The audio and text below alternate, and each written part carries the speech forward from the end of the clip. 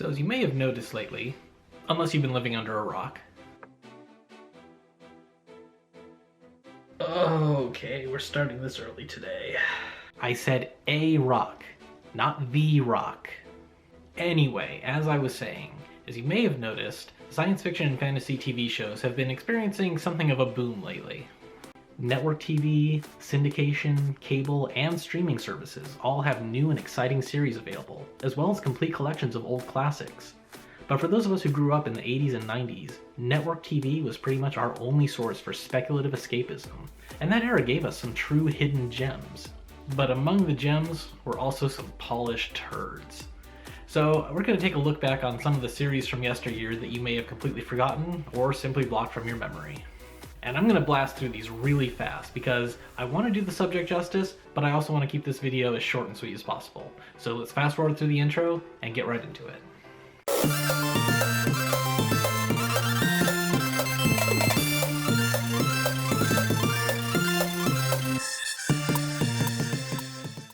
So let's start off with one of the gems, Space Above and Beyond. It followed the exploits of a group of Marines in the year 2063 as Earth fought an interstellar war against a mysterious alien race known as the Chigs.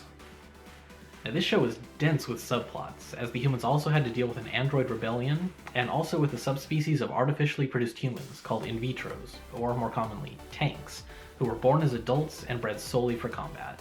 So in just 23 episodes, this series dealt with not only a coming-of-age story about young soldiers facing the horrors of war, but also xenophobia, technophobia, racism, slavery, and the ethics of human cloning. That's a lot for any show to tackle, and sadly, they never got to finish. In fact, they had actually planned out 5 whole seasons worth of stories, but the show was cancelled after season 1.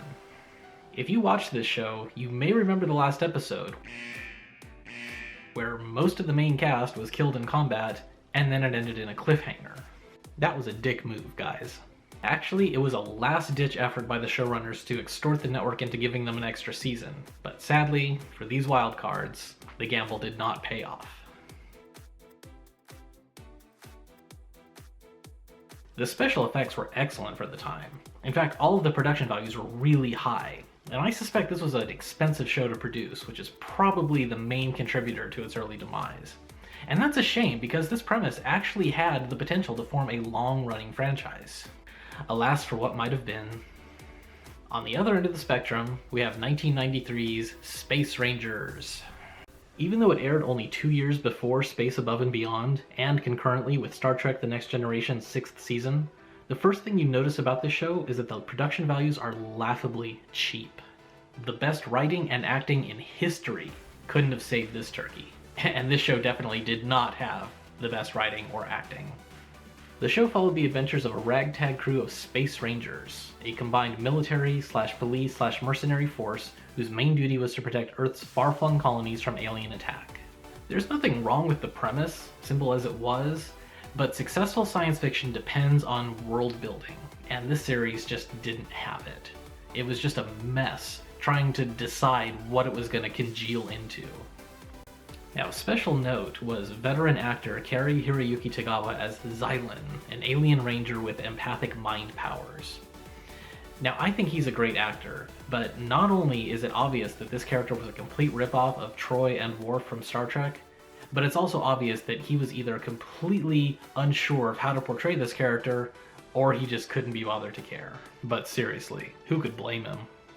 The rest of the cast was pretty forgettable, and for that, I'm sure they're probably pretty grateful.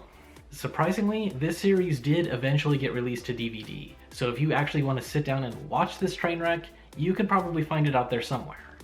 If you want. Why you would want to is entirely between you and the darkness of your own soul. Okay, I promised sci-fi and fantasy, so let's go with a truly underrated gem of the fantasy genre, 1997's Roar. Heath Ledger, starring as a 5th century Irish prince fighting an immortal Roman sorcerer for possession of the Spear of Destiny and control over Ireland? It was amazing, and it should have gone on for years, but Fox moved it around so much from night to night and from time to time that it never really found or held its audience. I also think that 5th century Ireland might have been a little too esoteric a setting for most viewers. Let's face it, the average person watching Fox on a weeknight probably couldn't have even told you what the current century was.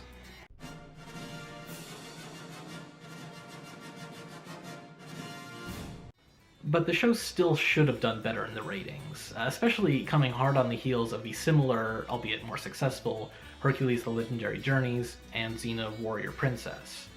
Roar had all of the same sword and sorcery action, plus a much better soundtrack, because Celtic music is awesome. But I think it would have done better on weekend afternoons rather than weekdays prime time. Isn't it crazy how much that used to matter? Okay, let's backtrack a little bit to Sci-Fi. Or should I say, Trax? Because yep, it's time to talk about Trax, another series from 1993. Believe it or not, this is the only series on my list that actually made it to a second season. So the abbreviated premise of this one is that an evil scientist from the year 2193 uses his time machine to send 100 criminals back to 1993, and a detective has to follow them into the past to return them to 2193, all without altering the timeline. It was actually kind of a forgettable premise, but it almost managed to be a socially relevant footnote in TV history, until it completely wussed out. You see, by 2193, white people had become a minority in the world, and not a popular one at that. The only hint as to the actual demographic breakdown of the future is that a few of the supporting characters had vaguely Hindi-sounding names, but that's as far as it took the premise. The cast was pretty much entirely white, so at no point do I remember seeing any of the not white race that was supposed to be such a dominant majority. This really could have been an opportunity to make a statement about race in the 1990s, or at least to create a little bit of diversity on TV, but it never really materialized, and the whole subplot just became this throwaway detail. Trax had decent production values, a strong attempt at world building, an adequate if not brilliant premise, and was the longest running and arguably the most successful series on this list. Nevertheless, it's also one of the most forgettable. Really, I think it was successful because it played it safe and delivered solid, if not groundbreaking TV. Now, unfortunately, sci-fi is supposed to be groundbreaking. It's supposed to take risks and challenge you and make you think, and this show just didn't. Also, since most of this show took place in contemporary America, there was little demand for expensive costumes or elaborate sets. And it's not hard to imagine that being both safe and affordable gave the networks a greater incentive to keep the show around longer, despite being so mediocre. Meanwhile, ambitious but expensive series are given the quick boot. Take my love, take my land. Am I right? The next show I want to talk about involves a couple of boys investigating strange and creepy occurrences in their small Indiana town. Is any of that sounding familiar? Yes. But also no, because I'm talking about Eerie, Indiana. This show ran for 19 episodes between 1991 and 1992, and was basically like the X-Files for a younger audience. Now, some of the episodes are pretty straightforward, and revolved around things like ghosts, or werewolves, or aliens, etc. Although others revolved around things like a sentient tornado named Bob, a sinister Tupperware salesman, and for the last episode went completely metafictional and poked fun of itself as a TV show. It sounds silly, but some of this stuff was genuinely creepy, and it was actually a pretty popular show that achieved some critical acclaim. But then it just quietly disappeared for reasons that are even more shady and mysterious than anything they encountered in the TV series. Eerie, Indiana was good, but it was really pretty quickly forgotten, although its influence could be felt in a number of later series. Okay, these have all been kind of obscure so far, but I am going deep in the vault for this next one. It was called The New Adventures of Beans Baxter, and it was a MacGyver-ish secret agent show, except the main character was a teenager named Beans Baxter. There were 17 episodes produced between 1987 and 1988, but it barely made a blip on any radar. Seriously, for years I thought I had hallucinated it all, especially this bit of nightmare fuel, where a possessed kid spins his head around and turns his G.I. Joes into a weird accordion band.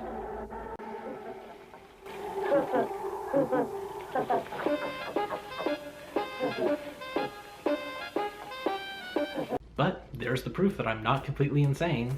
Oh, you're crazy, bitch. I didn't say that, bitch. Well, at least it's proof that I didn't make it all up. The overall tone of the show was comedic, and yes, it does look like it was filmed on an amateur camcorder. But it did occasionally delve into sci-fi, so here it is on this list. But was it a gem? Or was it a turd? Honestly, I can't even tell. I'd have to sit down and watch a bunch of episodes back to back to see if it's just bad or if it's so bad that it's good bad. I have one last series that I'd like to include, really as sort of an honorable mention, but also just to help keep its memory alive. It's not sci-fi, and it's not even really fantasy. It's really more of a medieval comedy drama. But since it prominently features swords and armor, and since I ended up being pretty light on true fantasy anyway, what the hell. I'm talking about Covington Cross, which only produced 13 episodes and only actually got to air 7 of them in 1992. It was kind of trying to cash in on the popularity of Kevin Costner's movie Robin Hood, Prince of Thieves from 1991, but thankfully without Bryan Adams. Now again, this was another really good show that just never found its audience, probably because it was just too different from all the other crap that was on TV at the time. This is the same old crap over and over again. We need to take a chance, try something different.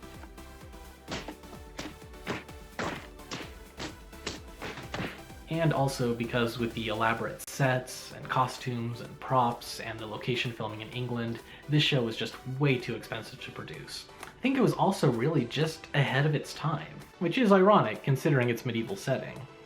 But if it had come after Lord of the Rings, or especially after Game of Thrones, this show might have stood a chance. Alright, I hope you all enjoyed this little stroll down memory lane. How many of these shows did you remember? Hopefully they brought back a little thrill of nostalgia, and also reminded you of how good we have things now compared to what we had to go through 25 years ago.